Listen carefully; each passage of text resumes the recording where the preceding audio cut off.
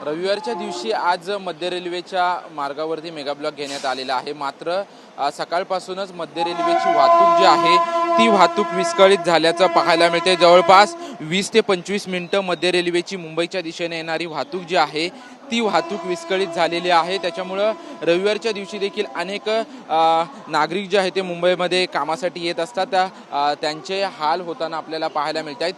7:33 local जी आहे ती आपण पाहू शकतो की 7:55 दादरला जी आहे ती पोहोचलेली आहे।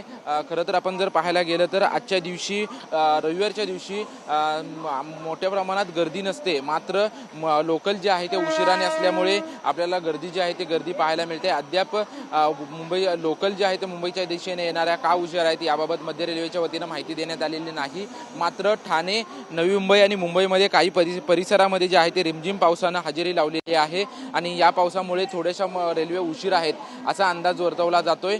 थोड्याच वेळामध्ये मध्य रेल्वेची वाहतूक जी आहे ती वाहतूक सुरळीत होईल असा देखील अंदाज वर्तवण्यात आलेला आहे। मात्र आता आपण पाहतोय की 20 ते 25 मिनिटं मध्य रेल्वेची वाहतूक जी आहे ती वाहतूक विस्कळीत असल्याचं आपल्याला पाहायला मिळतंय। मात्र थोड्याच वेळामध्ये वाहतूक सुरळीत होईल असा मध्य रेल्वेच्या वतीनं सांगण्यात आलेलं आहे। मात्र आज सकाळी 10:55 ते 3:35 देखील मध्य रेल्वेवरती मेगा ब्लॉक घेण्यात आलेला आहे। त्याच्यामुळे रेल्वेचे वेळापत्रक पाहूनच मुंबईकरांनी बाहेर पडावं असं आव्हान देखील मुंबई लोकलच्या वतीनं करण्यात आलेलं आहे। कॅमेरामन योगेश गुरवसह निवृत्ती बाबर, TV9 मराठी, मुंबई।